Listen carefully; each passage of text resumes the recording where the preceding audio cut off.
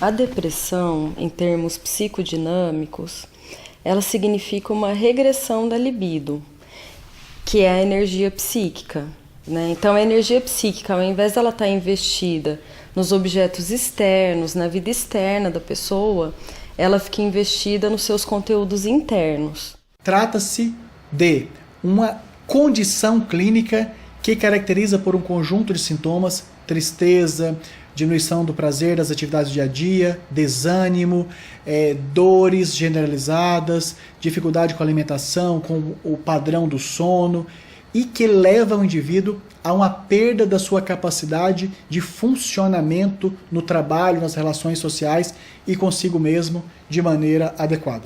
É uma doença que só pode ser considerada como diagnóstico depois de descartado que esses sintomas estejam sendo causados por uma doença física ou por uso de drogas e até medicações, como reação a condições ambientais e que nesse caso geralmente passa em pouco tempo e que não constitui adoecimento, ou até de pessoas que estejam simulando. Tem uma maneira reducionista que procura reduzir o ser humano aos elementos, à dimensão do biológico.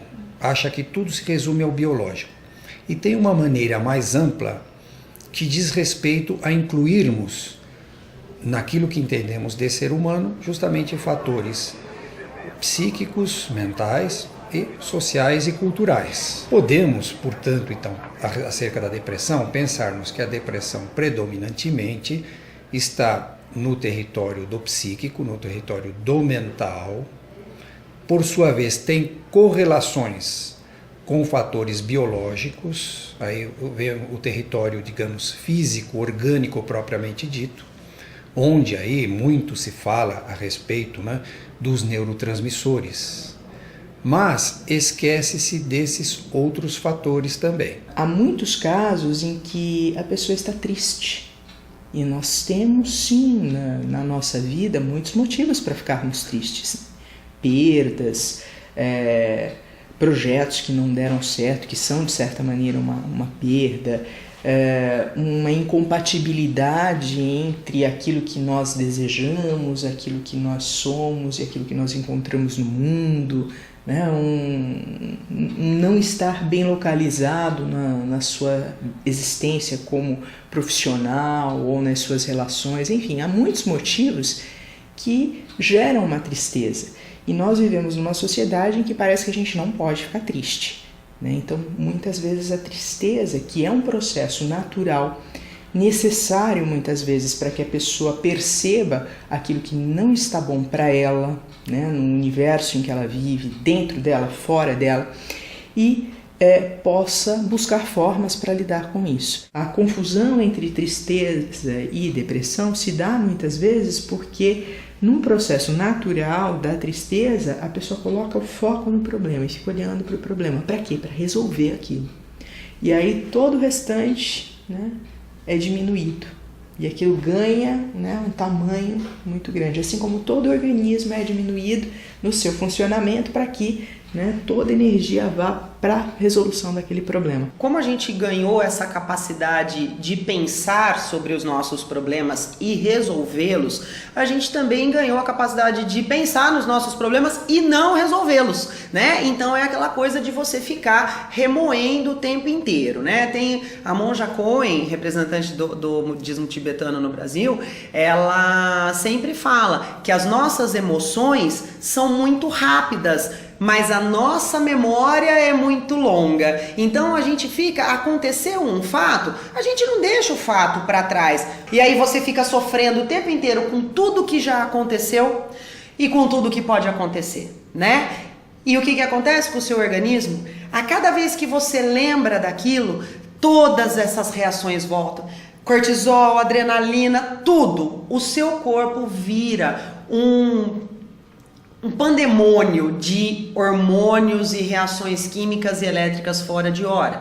E o que acontece? Isso não é um dia, isso são 2, isso são 3, essa é a realidade do que a gente vive hoje. Embora a gente até considere hoje em dia a morte clínica como uma parada de funcionamento do encéfalo Embora isto determine, digamos assim, se a pessoa está ou não viva, no dia a dia, para a vivência das pessoas, a gente sempre tem junto outras coisas além apenas do biológico.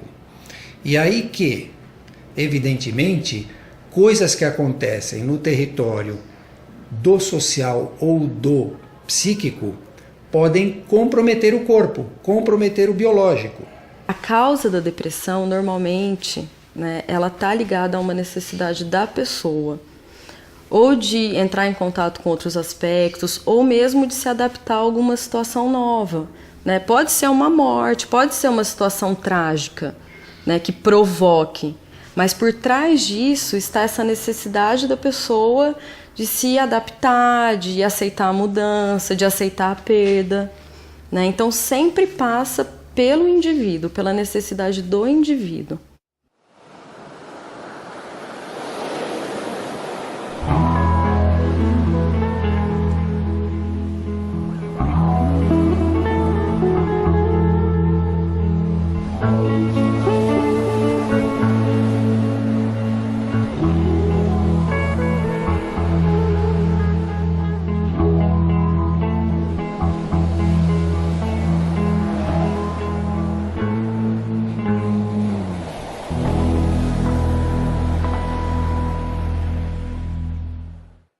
Tudo aquilo que nós vivemos, de alguma maneira, é parte daquilo que nós somos.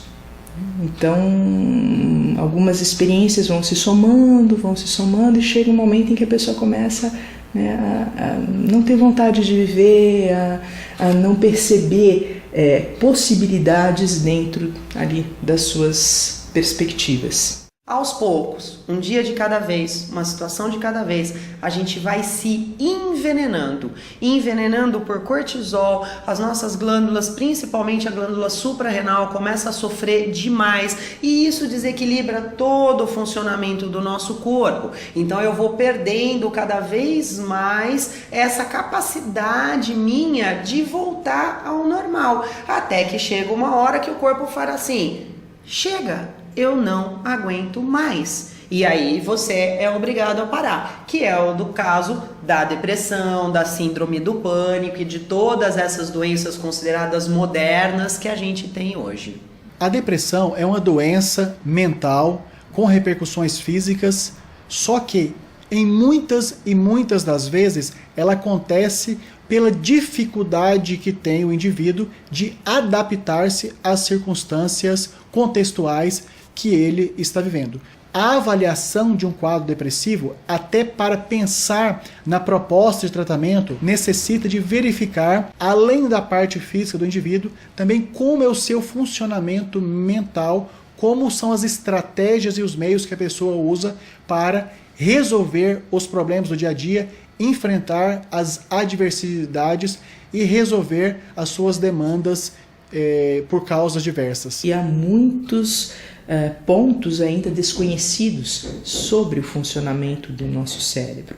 E há pontos mais desconhecidos ainda sobre o que é isto que nós estamos chamando de mental, né?